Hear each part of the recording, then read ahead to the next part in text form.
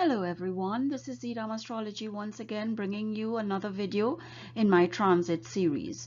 Join me on this journey. Sign up, share and subscribe. Should you have any queries or questions at the end of this video, drop me a line at zeta55@outlook.com or check me on my blog at zedamastrology.com.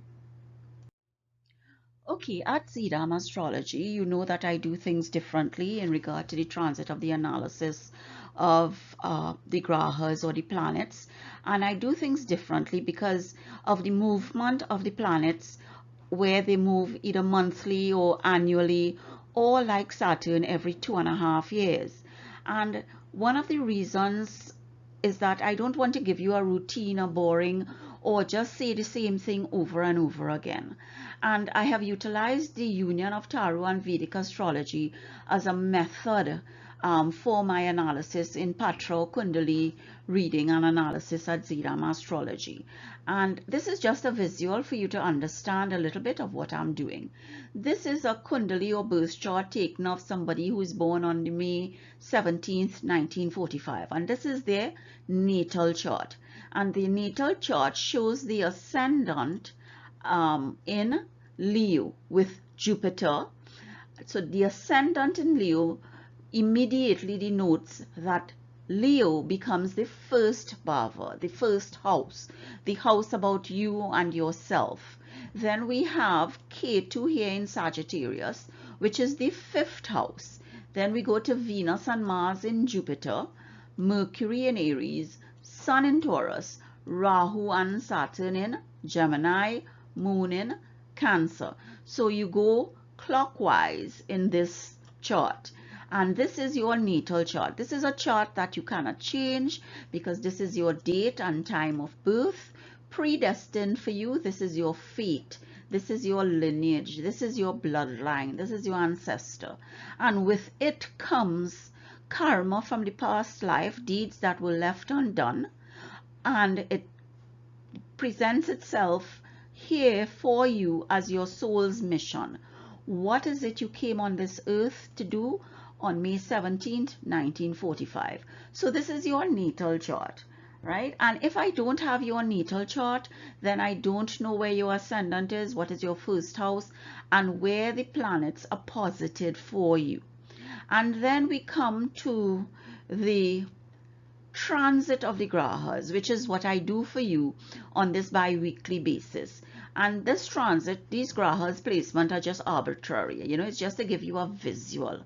And let's just say that this transit grahas on the day that I'm doing this video on the 17th, that the transit of the grahas reads as how these are. We find Mars in Virgo.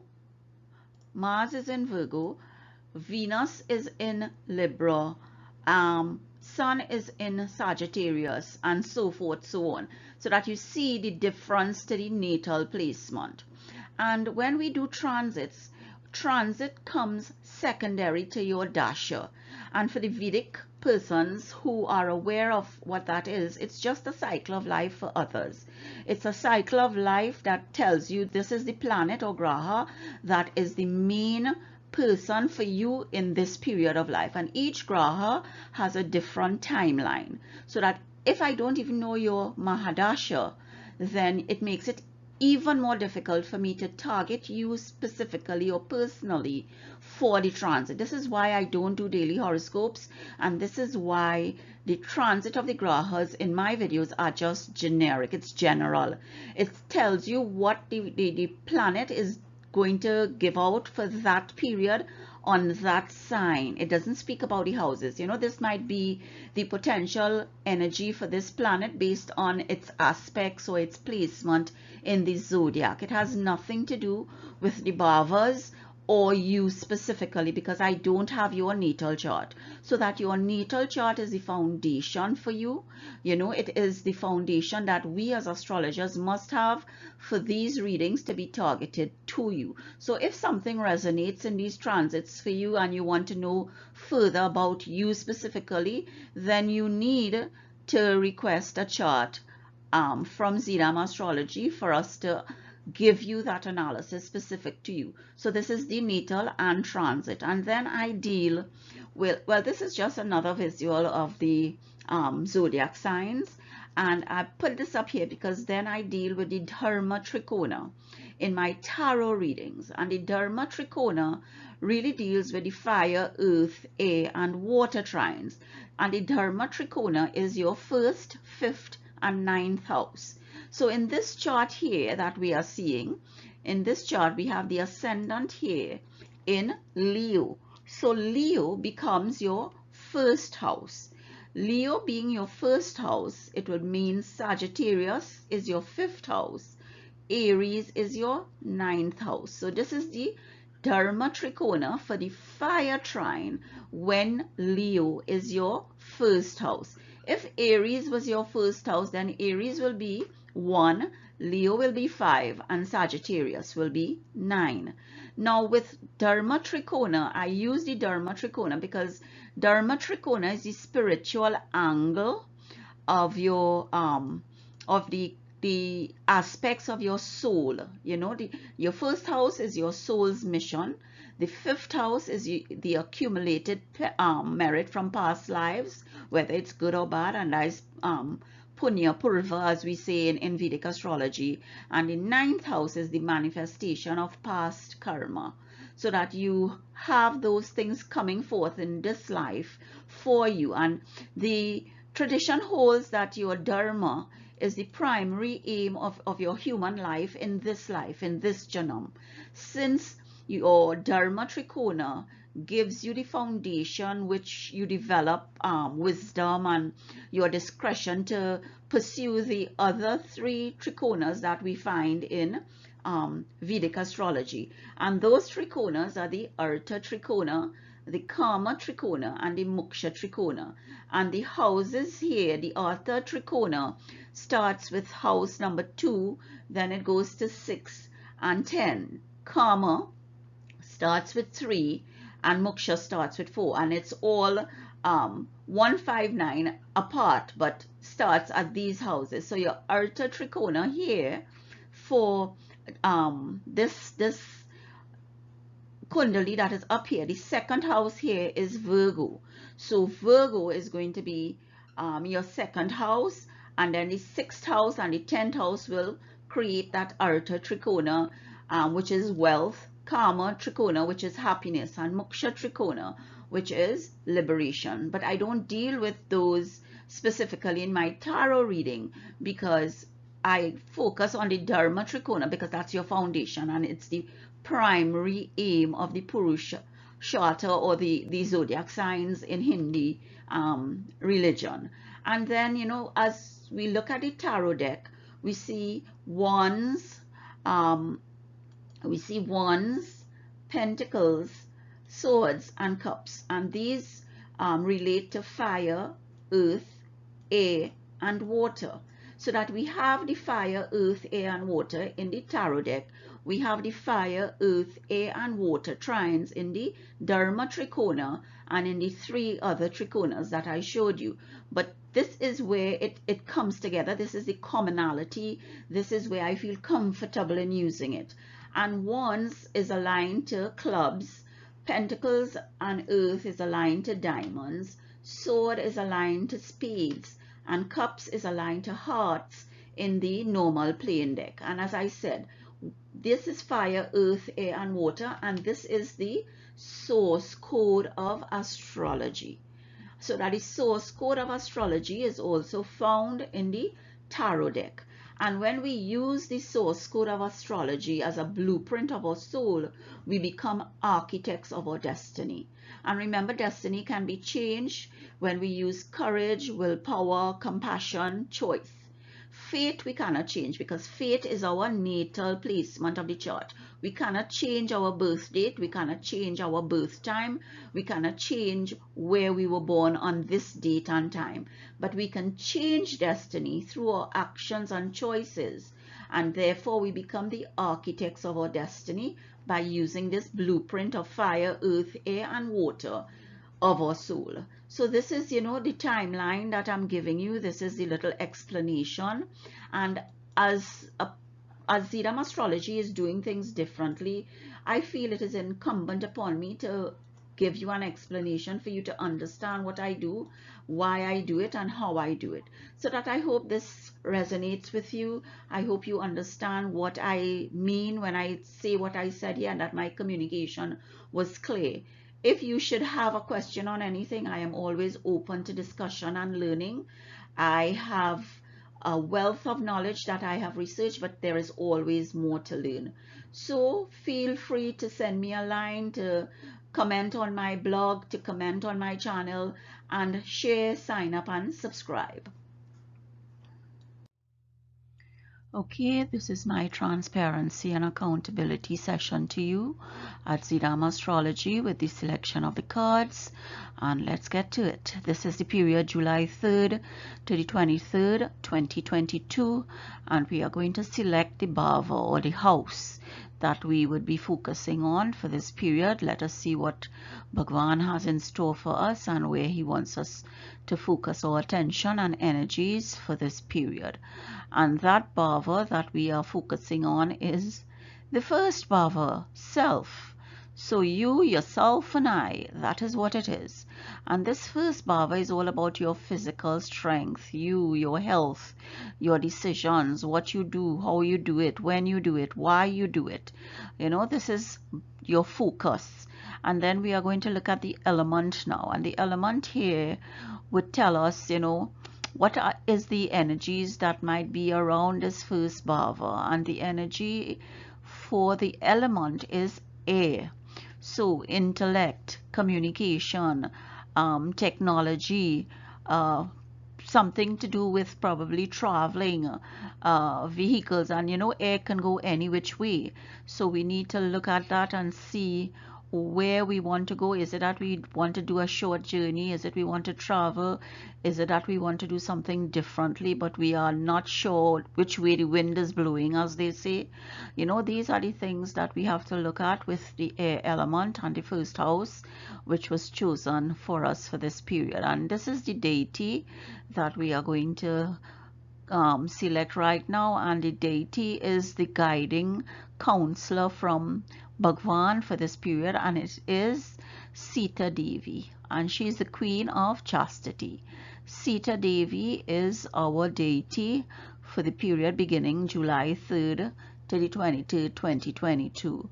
And the chakra wisdom that we are going to select this period, hopefully it would be a growth or development period, because this is about ourselves and we don't want to be stagnant, and we don't want to be anything but having a choice as to where we're going and what we're going. We have chosen impasse a lot for the past few months and isolation.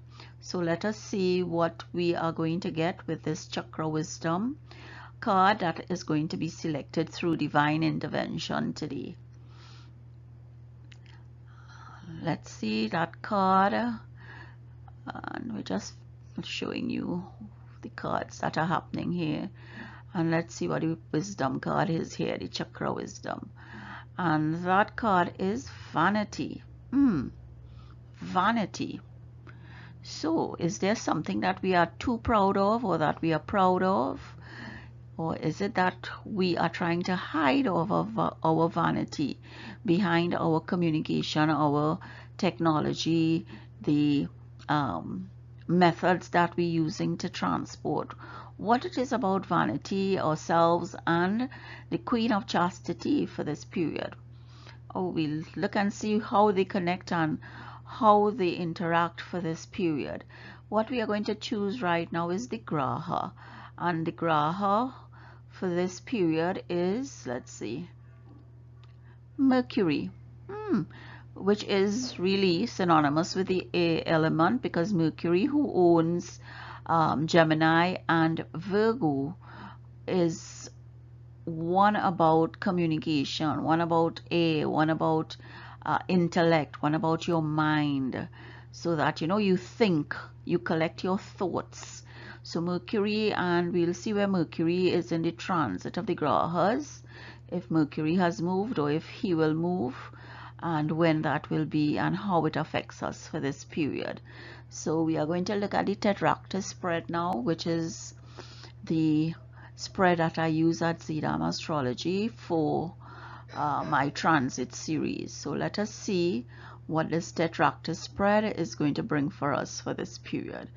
And let me just place the card where you can see the choices. So the first card is the Eight of Pentacles.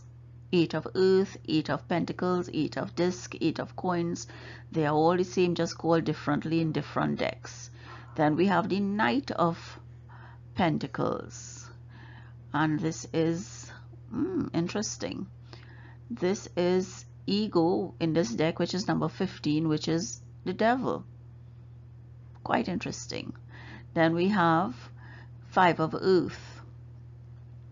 Five of Earth. Then we have the Lovers. Nice. The next card we have here is the Empress. And do you see a theme growing here? Wonder if this is coincidental. Oh my goodness. Three of Earth. My goodness, this has never happened in my reading before. Never. Strength. Wow, there is a theme, a definite theme going on here. Oh my goodness. Four of Pentacles. And would the last card surprise us? Nope. This is the Emperor. And you can see the theme of Pentacles and air. Swords and earth. This is the Pentacles and Swords. My goodness, it's all about our mind, all about our resources, all about our speech, all about how we treat ourselves. So this is the period for July 3rd to 23rd. A very interesting deck. Okay, here we have the transit chart for the period beginning July 3rd, and I'll end this period on July 23rd, 2022. And from the last period that I did transit, we have two planets moving. We have Mars moving from Pisces into Aries, his own home, and then we have Mercury moving from Taurus into Gemini, his own home, to abide here with Sun. So that Jupiter is still in Pisces, Saturn remains retrograde in Aquarius, Rahu and Ketu remains in Aries and Libra, and Sun is in Gemini. So that the only two planets that move since we last did a transit of the Grahas, it's Mars and Mercury. And rather than indicate to you the same thing that I did last time, I want to concentrate this period on Saturn's aspect to Rahu and Saturn's aspect to Mars. Saturn has a special aspect which gives him sight of the third house from himself, the 10th house, and all planets have a 7th aspect. So that here we have Saturn aspecting Mars and Saturn aspecting Rahu.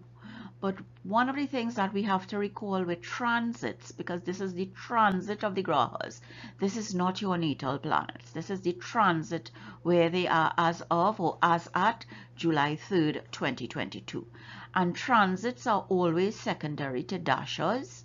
Transits are calculated from the moon and the ascendant. And the moon gives you a more mental, emotional output, while the ascendant gives you impact more on your physical self. And this is why I keep telling you that your Kundali, your birth chart, is so important for this to be specific to you. But moving along in terms of the aspect of Saturn, let us deal with Saturn on Rahu first. And this is a dosh or a curse. And it's normally formed when Saturn and Rahu are in the same house, but Saturn aspecting Rahu gives it the same effect. Most astrologers say so, but some don't. And I believe that if you have an effect or impact on somebody, then it's going to create whatever it's going to create, whether negative or positive. So Saturn is aspecting Rahu right now with a third aspect. And this dosh or curse occurs when there is bad deeds coming through in your present life from your past life, so that some things that you or your ancestors did wrong, the karmic debt is still there, so you now in this life has to pay for it, if this is in your natal chart. In this chart here with the transit, it obviously applies to the houses that Aquarius and Aries represent for you. You know, so that if Aquarius is your 10th house, then it will affect your career. If Aries is your 6th house, then it will affect your enemies. If it's your 4th house, your family, and so on. So that, again, knowing your ascendant, knowing your natal placement in your charts will tell you where this period of negativity is going to affect you for July 3rd to around July 16th, because then Saturn retrogrades back into Capricorn and the third aspect will no longer be viable. So for the next 2 weeks or so, from July 3rd to the 16th or the 17th, you are going to have some kind of negative influence on the house that Aries represents for you. So it could be your finances, it could be your health, it could be your children, your career, your family, your relationships, you know, it could be anything. It depends on what your Kundali gives. And this is what Sharpit Dosh or yoga is all about. And you know, Saturn works on the material level. It's all about resources, working hard to get it right. And Saturn deals with constriction, limitation, rules and regulation, law and morals, karmic payback, the reality, you know, not an illusion, the reality. And he deals, you know, with the social structure. He's slow to act, but because he's the karmic judge, and if you follow his rules, he will give you whatever you work for. He will reward you at the end of that work. If you don't work for it, then he will reward you likewise in a negative way, you know, so that he delays rewards, but he does not deny. This is something we all know in Vedic astrology. Rahu, on the other hand, is fast acting, quick to seize opportunity, will break rules, won't think twice about cheating others. You know, he's driven by his intense desire to experience, because Rahu is the head of the beast. He's the head of the snake or the dragon or the cobra, whichever one you want to associate Rahu with. He's the head. He doesn't have a body to execute strategy. You have heard me say this many times in my readings. So that he's thinking, he's the master of illusion. But you know, he breaks through this illusion based on his maturity, because when somebody becomes mature, they get a wisdom, a strength for them to be logical. And Rahu would only be logical at the age of 48. So if you are over 48, then you know you will need to think a little bit logically. But if you are not matured yet, this is going to impact you really adversely, you know. And his results are exclusively in your head. But with Rahu, when Rahu is with a planet, conjunct a planet, Rahu takes on the energies of that planet. And Rahu here, as we see, is conjunct Mars. Rahu is at 25 degrees Aquarius. Mars is at 4 degrees Aquarius. So they are quite far apart right now. But Mars is going to get closer to Rahu as the month progresses. So that at the end of the day, Mars is going to be closer to Rahu for Rahu to pick up more of the energy.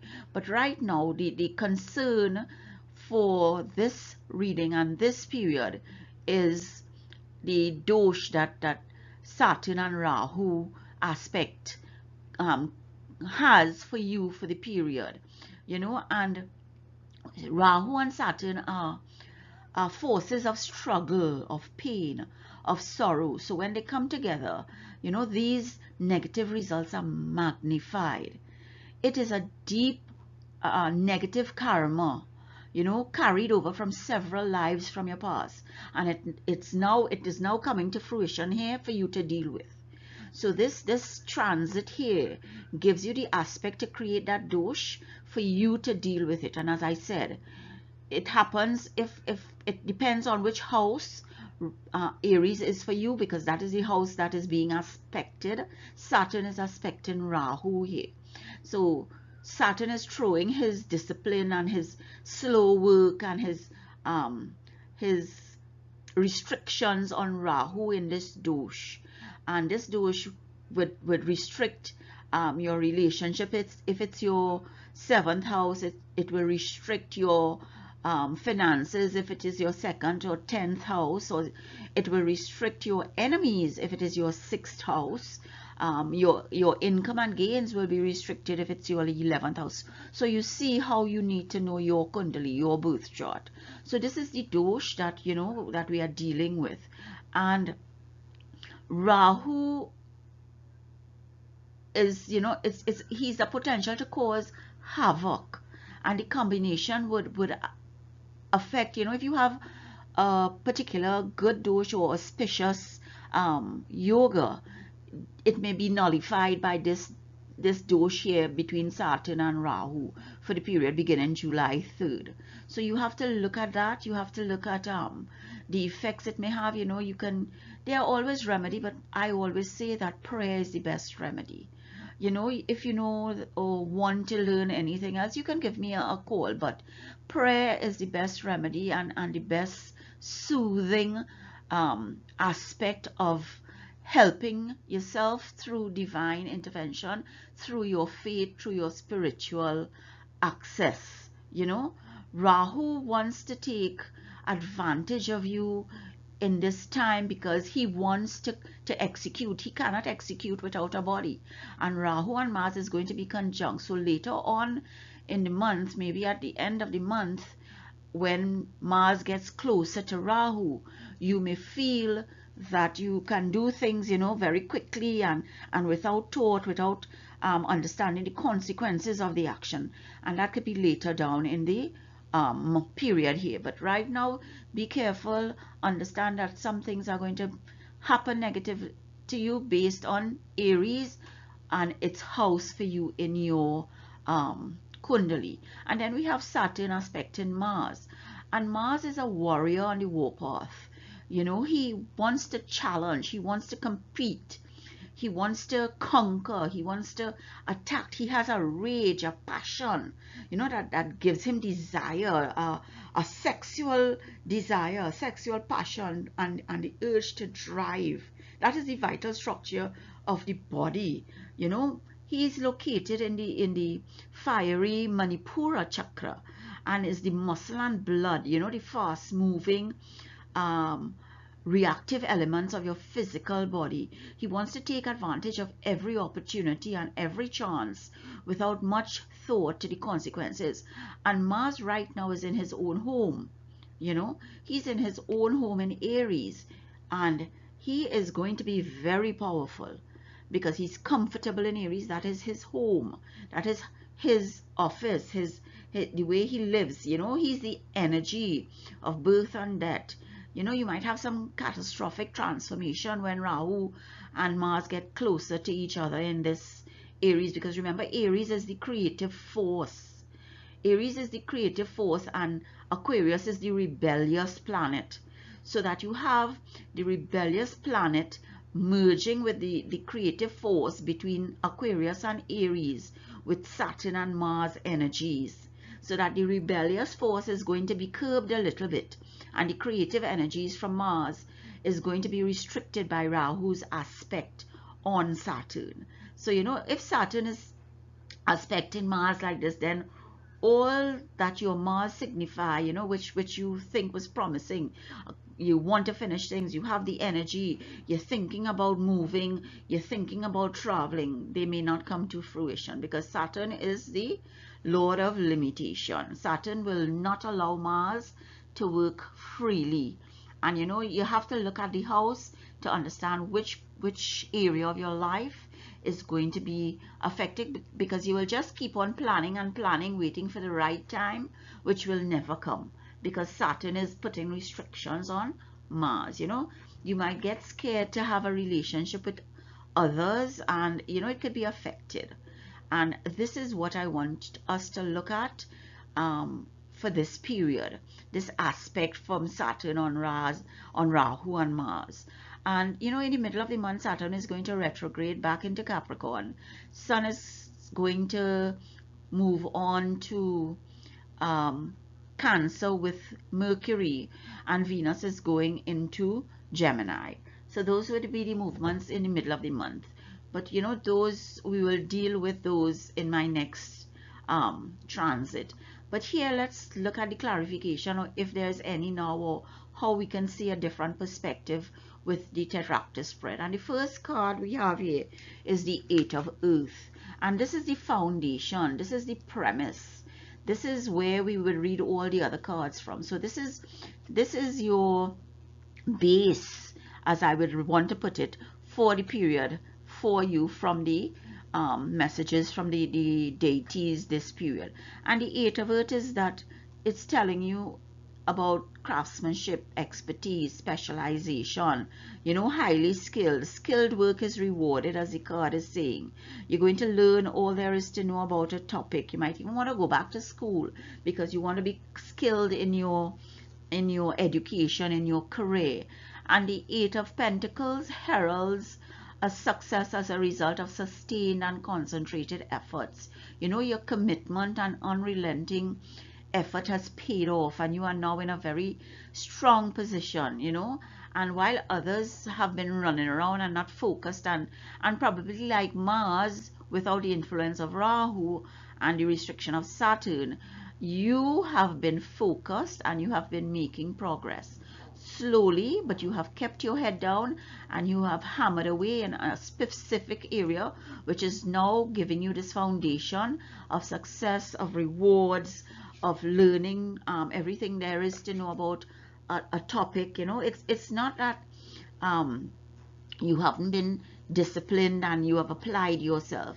This card very often deals with finances and career, but the success that accompanies this card can be applied to any area in your life. Not only are you a success in what you do, but others see you in that light also. They see you as a role model, as an inspiration. So this is your foundation, this is your unit card, your monad card, everything that creates. It's your wisdom. You created with your wisdom. So this is the foundation and the premise of the entire spread. And this Eight of Earth is going to be aligned to Saturn, because Saturn is all about hard work, all about rewarding you for your hard work. And Saturn here is slow to act, but he does not deny. He delays, but he does not deny, because he wants us to learn from lessons. He wants us to understand that nothing comes easy. You have to put out to get back. You can't just get and don't give. That is the lesson of Saturn. And you have to give of yourself, not what you have. You have to give of yourself. The lessons you have to learn is internal. That is what the lesson is. So this is the premise of the card, and this is totally aligned to Saturn, because that is what Saturn, and Saturn retrograde is that arrow that we are holding in the bow, pulling it back, waiting for it to let go to give us a chance to redo.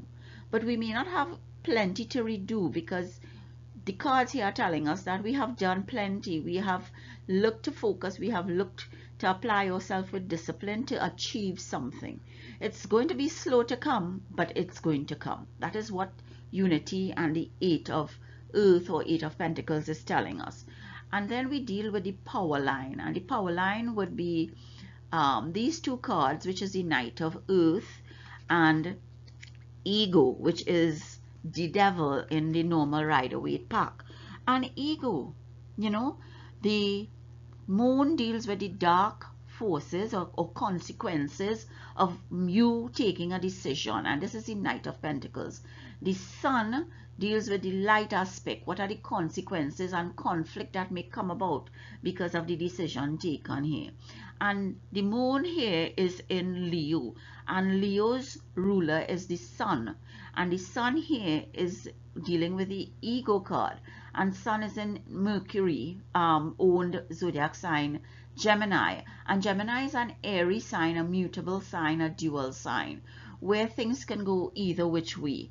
And sun is here looking at himself as the Amatya Karaka, because sun is the Amatya Karaka in Adra Nakshatra, I believe this is. And Adra Nakshatra is all about rejuvenation, renewal. It can be about sorrow too, because the symbol of the Adra Nakshatra is a teardrop. So that, you know, the Knight of Pentacles here in the moon is telling us that our commitment, if we take a decision to be committed, the power comes from our effort, our toil, our ambition, our financial matters where we were building an empire. The daily tasks and responsibilities that we took or that we gained through focusing and committing and disciplining ourselves is what will bring us this happiness. The consequences though is that our ego might be a little too much. You know, we might have a false sense of entrapment. We might be overly focused on material things. You know, we might have negative or fear-based thoughts. So that the devil here is telling us that we may lose control, and we have a fear of losing control. You know, that we have that fear that we will be enslaved to something, and the devil here is telling us that we might be enslaved to this resources that is going to come to us, to the success that is going to be handed to us, to this abundance. You know, the devil is suggesting that we have a lack of control, and we may be seeking to gain control, but gain control over the material things. You know, you may feel trapped and powerless to change your situation or free yourself, but you have choices. You know, have you given your power away, or can you free yourself? And in the Rider-Waite card, in the normal devil card, in the Rider-Waite pack, the two lovers are chained to the devil, but they are not tight. They can take themselves out, and that is why I say you have a choice. So your power comes from your moon, the mental feeling, and your sun, your ego, your whole desire, you know. And the sun here is in Gemini, as I said, and the moon is in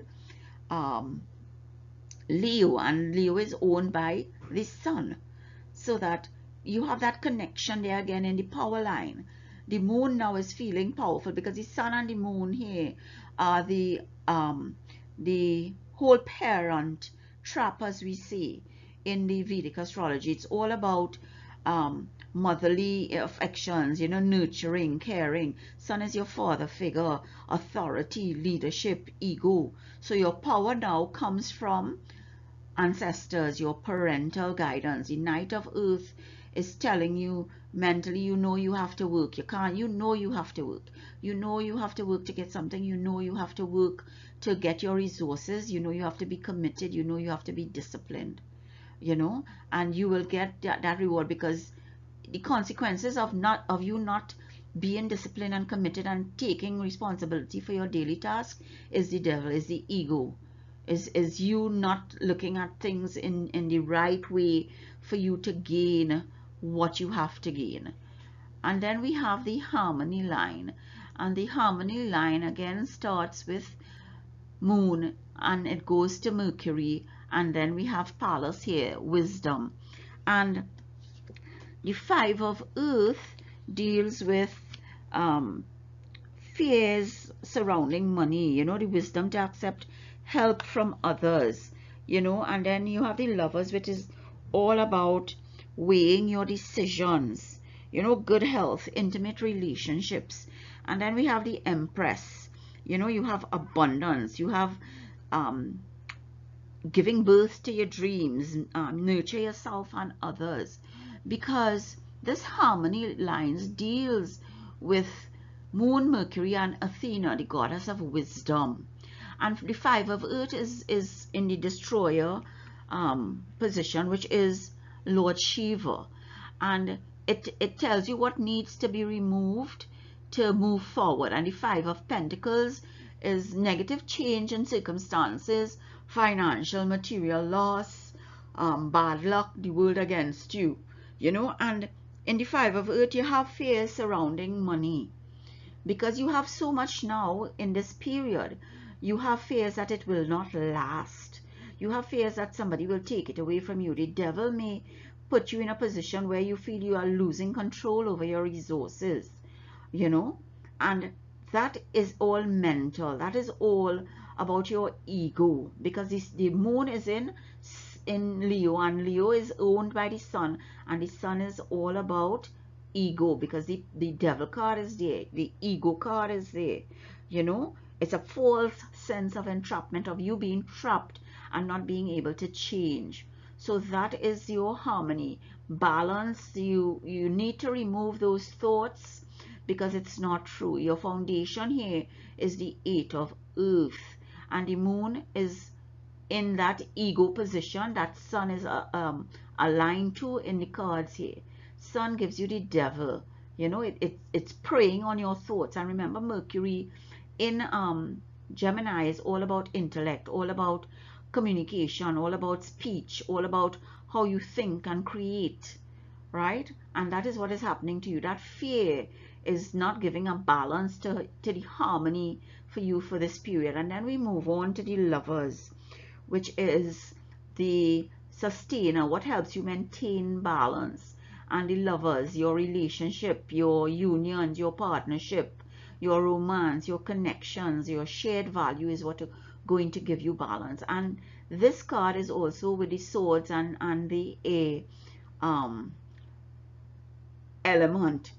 And the air element here again, remember, is communication. It's communication. It's all about mind over matter. It's your intellect. So the Lovers is going to help you balance that fear from the Five of Earth.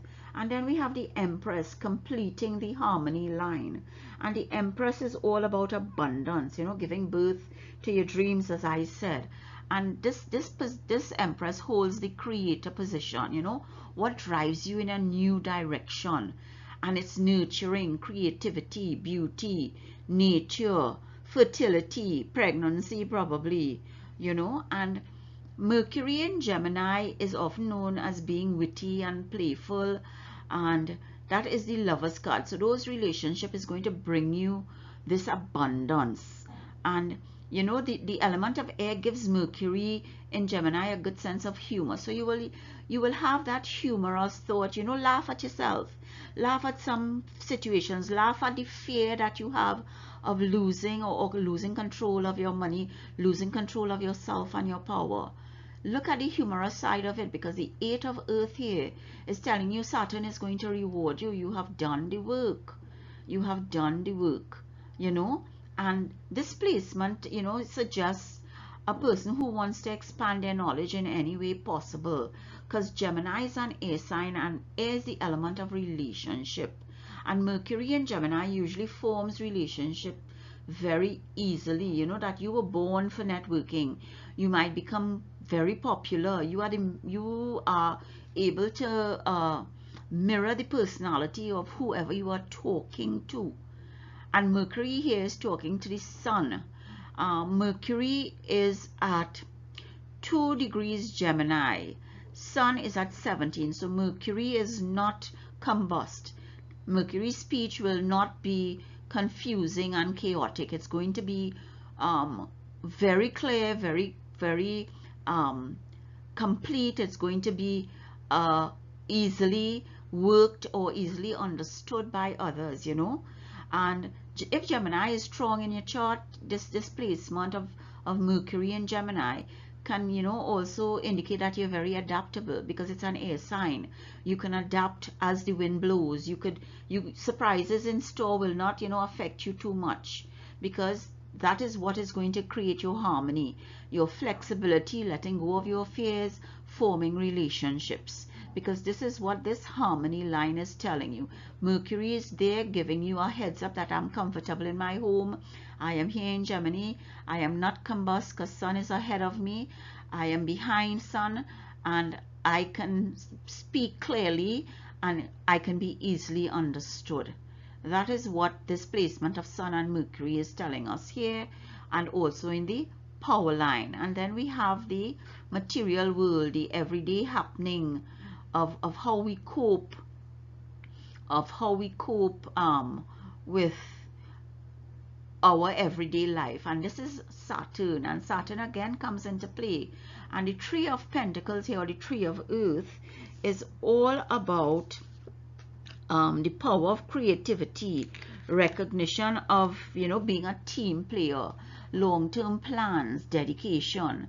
This card can be an indication that you are getting stuck in your work, whether it's building a house or a business, or learning the ropes in a new job, or some project that you are dealing with. It is a sign that you know what you are doing and where you are going. You have focus. Planning ahead and having the right strategies in place are some of the qualities of this Tree of Earth. And Saturn is telling you, take a step back, because I'm retrograde right now. I'm in Aquarius, the rebellious planet. But take a step back. Don't be rebellious. You are getting stuck a little bit, but here what the bow and arrow is there to allow you a chance to redo, to reward yourself. And the Sun in Adra Nakshatra, as I said before, in Gemini, is a chance to redo and rejuvenate. And that redo and rejuvenation is the power line. So you will get your power from rejuvenating. So the Three of Pentacles in a reading can tell you or suggest at last your skills have been recognized by others, and you are beginning to get a reputation for the quality of your work. So it is time for being rewarded at long last, for all the effort that you have put in making, in over the years. Because it has been a long, hard road with the Three of Pentacles. And then the card that we are going to deal with after is Strength. And this is the exploration of your emotions. And again, the exploration of your emotions deals with Venus. And Venus is in his own house too, in Taurus. Venus is very comfortable, and you are getting strength from your emotions with Venus. You have the courage and conviction. You have mastering your raw emotions in order to bring calm to yourself. Because Taurus is remember, the bull. And the bull is very stubborn, but very reliable, very grounded. It's an earthly sign where you have your feet on the ground. So that is Strength here. Again, it's out of your control, because Strength is a major arcana card, which is an external card, external forces, and it is a similar card to the Chariot in that it represents overcoming challenges, but the Strength card is really all about inner strength, inner challenges. And then you have the card that deals with your air card, and then the last card is the fire card. So that the air, the current strategies and thoughts concerning goal is with Jupiter, and Jupiter is in Pisces. And the Four of Pentacles deals with investment, wealth, business. It can be like a little penny pinching, a little stingy and greedy. And again, it comes back to the Five of Earth, where you have fear of losing. So you are dealing with your thoughts and strategies by thinking you're not going to share, you are going to penny pinch. The Four of Pentacles is often related to the fear of scarcity, where you are worrying unnecessarily about your background of poverty. This leads you to hoard or penny pinch, even when you have enough money. Your pantry might be overly stocked, but you still want to go to the grocery and buy more because you always have a fear of not having. Financial security should bring relief to you, because the Eight of Earth and Pentacles is telling you that you have it. You have all that you need in regard to material resources for this period. But you have that deep fear that you should not throw out anything, because you don't want to waste money, that you don't want to go hungry. That financial security should bring you relief, but deep down the old hunger and want of things, of material things, gnaws away at you. Nothing is thrown out. You are a hoarder. And when this card appears, you must also ask yourself, what is it that you won't let go of? And then we have as I indicated, the Emperor, which is the card of fire, your will, ambition, your creative force. And this is Mars. And what did I just indicate of Mars in the beginning of this reading? Mars is under pressure from Saturn now. Mars is very restricted, so your emotions might be all over the place, because the Emperor is all about controlled emotions, power, being the boss, status, knowledge, professional, integrity, accountable, responsible. And Saturn is laying some restriction on Mars right now from the 3rd of July in this reading to the 16th or 17th around there, and so that you may not want to be accountable. You want to be that person who makes the quick decision and flies off the handle, not thinking about the consequences. And that is your will and ambition, what do you want to be right now, your creative force. But what did we say with this creative force? Your creative force won't be working how you want it to be working. And remember, Aries 2 is the first house in the normal Kala Purush, and Aries is all about creation, ambition. Aries deals with the Ashwini Kumar, the twins in the Ashwini Nakshatra, which deals with like they are the physicians of the god, but they will do anything, not caring how it affects others, to achieve their goal. And this is what Saturn is putting a restriction on, that you feel with Mars here as your creative ability, you need to do something, but the Emperor is telling you that you need to maintain the balance, the battle stance that you have, that you have to fight for something, but you also have to keep forging ahead, because success is in your grasp, but you have to be determined and slow, because Mars is under some pressure right now. Don't retire your suit of armor, but keep in mind that you have to understand the consequences of your action. And the Emperor again is organization and logic, structure and discipline, leadership. But clients, do you see a theme in these cards for this period? This is the first time this has happened to me, in that all the cards are just two elements, pentacles and swords, which is earth and resources, your intellect and your resources, so that your mind is on your resources. The divine intervention is going to give you the new pathways to use those resources, because the message here is that Saturn has put some restriction on Mars, so Mars won't fly off the handle and do things without understanding the consequences to others or to the resources that you have.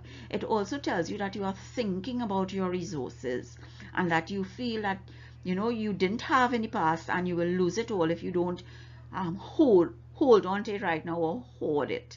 But that's not what the cards are telling you. The cards are telling you something different.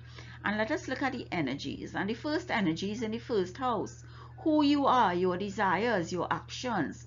And what is the card telling you? Your desires need to be curbed a little bit here, because Saturn is aspecting Mars, and Saturn is aspecting Rahu, which is the curse, that your desires now may bring you destruction rather than elevation. So do it on your own, but do it for yourself. The way that you project yourself on others is what is going to be important here. Don't be a bully. This is the first house. It's all about you, who you are. The next energy is air. And remember, air is Gemini, Mercury in Gemini, Sun in Gemini, Moon being aligned to the ego card in Leo, where Sun is the ruler and Sun is in Gemini. So this is the air card. Think, be logical. Your will, ambition has to be with logic and reason, because the Emperor tells you so. And then we have Sita Devi, the Queen of Chastity. So the cards are telling you, be good, be good, because this is the card that gives you sacrifice, sacrifice for relationship, for love, for doing the right thing. The immolation of Sati was a sacrifice to Lord Shiva when her father wasn't treating Lord Shiva as a husband and giving him the respect that he deserved. And this is what sacrifice is. Although that has been debarred now in India, it's not that it's a physical thing. It's a sacrifice of your mental hold on yourself and your resources and your hoarding for you to become a miser. Don't be Lord Midas, where you want everything you touch to turn into gold. Then you won't have a relationship. Gold doesn't talk back to you. It wouldn't warm your bed. You can't release sexual energy or passion on gold. So that don't be that person. And then we have vanity. My goodness, vanity, it speaks for itself. This is the wisdom chakra. And vanity is telling you, your ego. Don't let the ego disrupt your power line, because the sun and the moon in that second line in the tetractys spread is all about Knight of Pentacles taking responsibility for your daily actions and your ego, your quest to hold on to material things and to focus on material things, on the tree of knowledge created by Lucifer through the Hebrew version, rather than the tree of life created by the one true God or Bhagwan. This is what vanity is telling us. And then we have Mercury, and Mercury is in Gemini with Sun, and I've gone through that. So do you see how the cards are aligning with the transit of the Grahas, and the message here now is supported and being enabled, so that understand the alignment, the marriage works, the union works, and the cards and the tarot are a family, and we need to look at it together. So that this is the reading for the period July 3rd, to July 23rd, 2022 for you from Dharma Astrology. I have left this slide up in my videos mainly for my new subscribers or persons who are not aware of some terminology that we use in Vedic astrology, and how we divide the sky into the signs, the rasis, the nakshatras, the stars, and the padas. It may not be terms that you are aware of or that you have used on a day-to-day basis, and this is just giving you a heads up and to give you an understanding of what we mean, or what I mean as astrology, when I talk about the nakshatras and the padas and the placement of these nakshatras and stars and what it means for your kundali. So join me on this journey and request your report or your kundali so that you can understand what the stars and the universe have in store for you. Okay, before I close off this video, I'd just like to remind you to subscribe, share, and sign up at zdarmastrology.com or to my channel here on YouTube, where you will get all your readings, your patra readings, your tarot spreads, your runes and crystals inclusive in your reports, and your chakras. Please share, sign up, and subscribe. At Dharma Astrology, you would understand now that I always give thanks to Bhagwan for him allowing me to complete another video and for me to share my knowledge and research with you. You would understand that I do things differently and that I have included tutorials in my slides where you can skip over if you're not a new subscriber or client, but it gives you an insight into how I think, how I analyze, and why I do what I do at Dharma Astrology. I thank you for listening, and I hope something new and exciting enters your thoughts and enables your dreams. Be safe, happy, and healthy until we meet again, and hope to see you next time. Bye.